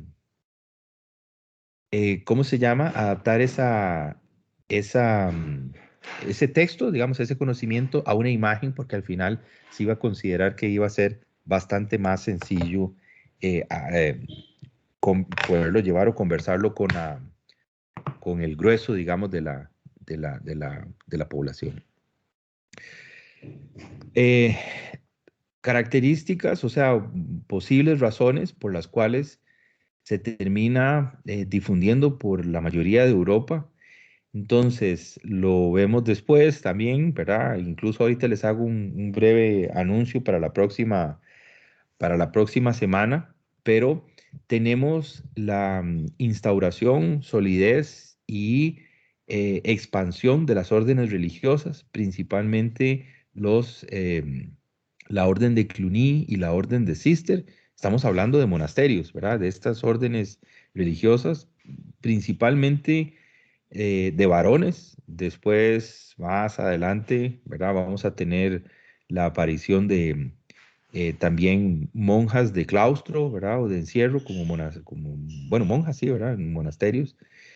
Y lo que tenemos entonces es como planos, digamos, bastante sencillos que se distribuían en diferentes zonas, en caso de algunas zonas alejadas, para poder construir monasterios y levantar construcciones. Pero entonces, como recuerden que todavía no hay arquitectos nombrados, sino que lo que tenemos son maestros de obras y operarios que principalmente, prácticamente lo que son picapedreros, ¿verdad? O sea, personas que se dedican a darle forma a piedras con lineamientos bastante sencillos, ¿verdad? Alguien, un maestro de obras con un equipo, o sea, con un grupo de operarios, podrían levantar entonces una edificación con estas características y se empezaron entonces como a replicar construcciones muy similares, ¿verdad? En diferentes zonas digamos, de la geografía. Entonces, la expansión de las órdenes religiosas es una posible causa, ¿verdad? De la difusión entonces del románico en Europa. El concepto de peregrinación surge principalmente a través del Camino de Santiago, ¿verdad? Estamos hablando de Compostela, ¿verdad? Entonces, en España, ¿verdad? Se centra como un punto de referencia y personas de diferentes lugares, digamos, empiezan a peregrinar, a caminar para ir a un sitio que se asume como sagrado o que tenga alguna característica que sea digna, ¿verdad? Para hacer esa travesía. Y entonces a boca, ¿verdad? Y un poco como compartiendo, se terminan difundiendo, ¿verdad? Como estilos, gustos, ¿verdad? Etcétera. Y obviamente estamos hablando de que la iglesia es la que va a dominar, ¿verdad? Como la institucionalidad es la que va a dominar entonces la, la línea, digamos, de trabajo, ¿verdad? Principalmente de carácter constructivo. Son ¿verdad? Para hablar de arquitectura, entonces la arquitectura románica son edificios muy macizos, con esto estoy diciendo, ¿verdad? Con muros muy gruesos, algo bajitos, ¿verdad? Em, bueno, utilizan tecnología que viene de la Grecia y Roma antigua, como arcos de medio punto, ¿verdad? Y bóvedas de cañón, pero obviamente si comparamos con la arquitectura que se va a generar después, es muy baja, ¿verdad? No tiene ventanas y son verdaderamente, digamos, como masivos. Son muy oscuras, muy frías y bueno, es prácticamente es lo que se va a corregir, entre comillas, o lo que se va a alterar o mejorar cuando tengamos entonces el gótico ya en escena.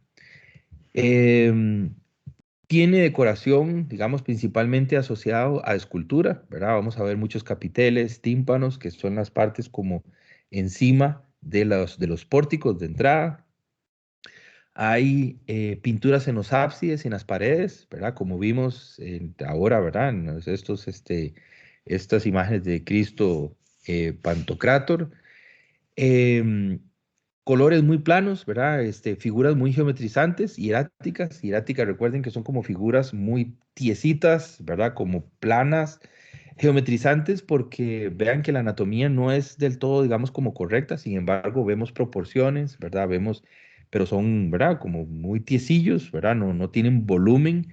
Y lo que están es generando, ¿verdad? Entonces, como posibilidad de que personas que no estén educadas o que sean iletrados tengan posibilidad de acercarse al Evangelio, ¿verdad? O a los textos sagrados.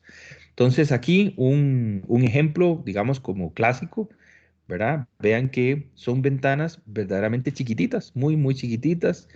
Esos como especie como de, como una columna, digámoslo así, que si lo logran ver acá, que está en la parte, como decir, de los textos, que está como al centro, que dice contrafuerte. Perdón, traten de seguir la línea y ven que es como un saliente de la pared. Eso es un soporte, ¿verdad? Que lo que está dando es estabilidad. Y vean que son como muy masivas, ¿verdad? O sea, realmente es como un bloque completo con muy pocas ventanas, entradas pequeñitas, y esto es, digamos, como una característica entonces de la arquitectura románica. Aún así, se van a dar cuenta que tenemos variables y formas de lograr enriquecer este tipo de arquitectura, digamos, de maneras extraordinarias. Esta es la Catedral de Santiago de Compostela. Está construida a lo largo de muchos siglos, ¿verdad? Está como en varias etapas. Entonces, vean que se inicia en el 1075, ¿verdad? Y es, ¿verdad? A finales del siglo XII, que se logra completar. O sea, hay como un siglo, ¿verdad? O sea, como ciento y tanto de años, ¿verdad? De entre medio. Entonces, hay como secciones, ¿verdad? Primero había una sección, luego se le agregó otro pedazo, luego otro, etcétera. Tanto así que al menos si logran apreciar, imaginándose esa vista en planta, vemos la cruz, ¿verdad? Pero vemos un montón de techillos anaranjados, digamos, esos techillos anaranjados son como los agregados, incluso algunos hasta bastante más contemporáneos. Esta es la planta, se supone que original, ¿verdad? Ideal del proyecto, ¿verdad? Y si lo vemos, bueno, terminó siendo bastante más complejo, ¿verdad? En el sentido de que eh, hay mucho agregado, ¿verdad? Bueno, esta es la parte interior.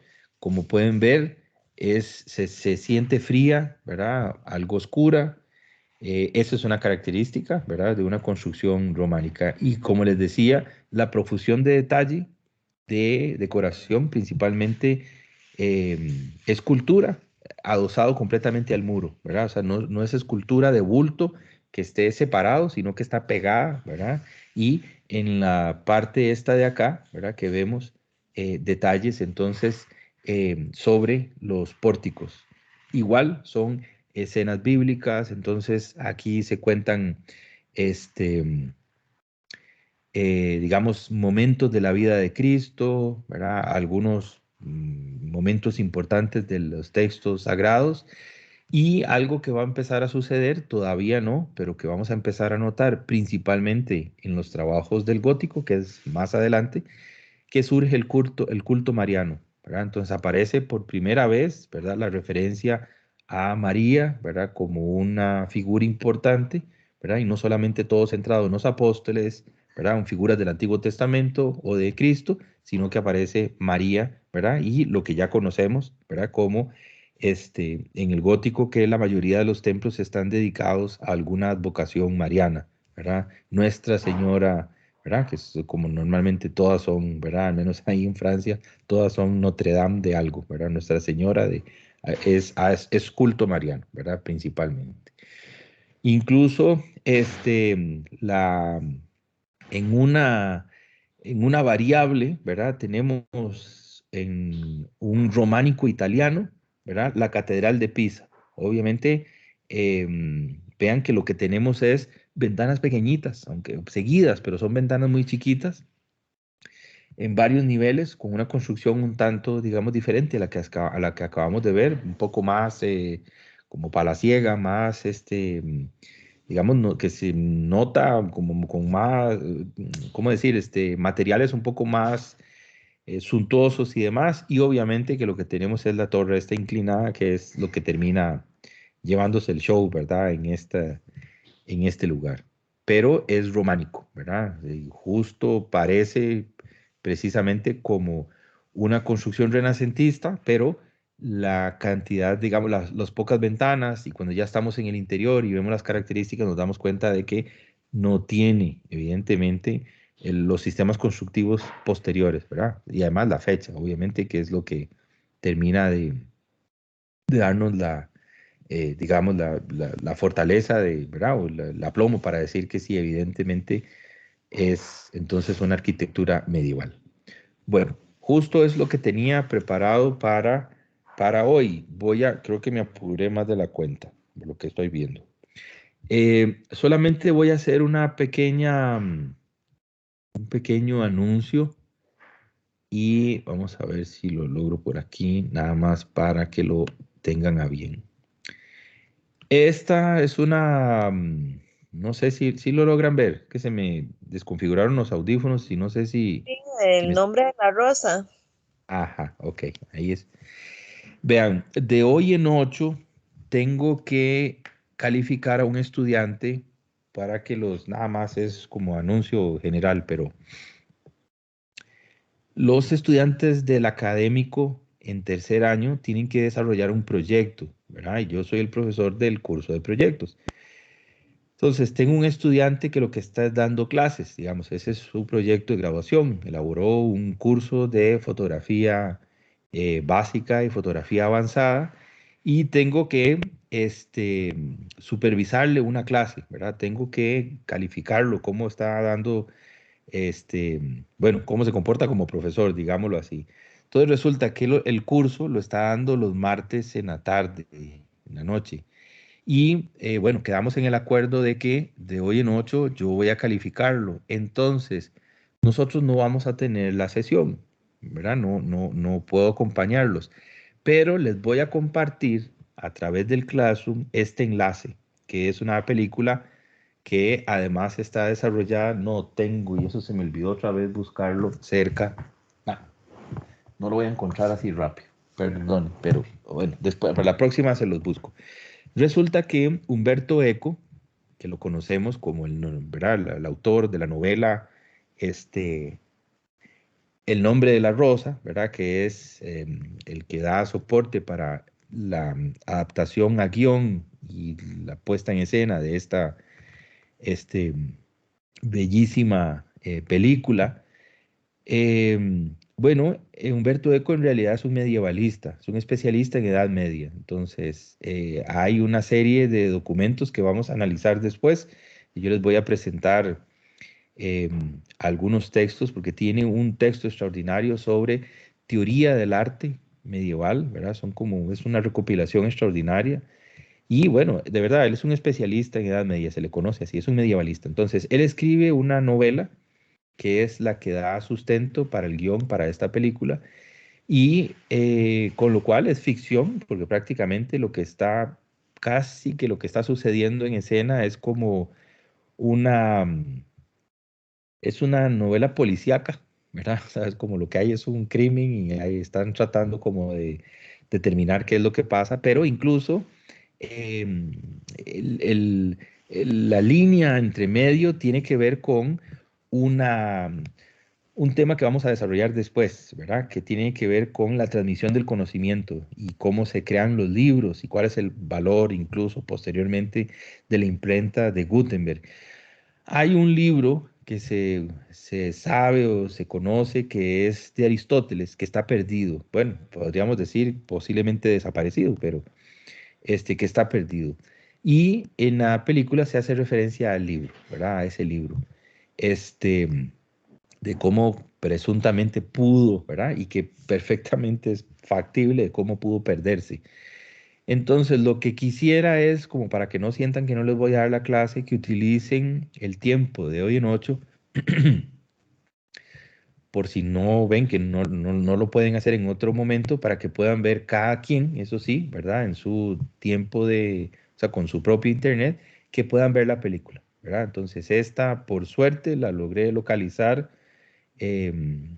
completamente doblada al español y es un doblaje bien, ¿verdad? Entonces, creo que nos funciona bastante bien.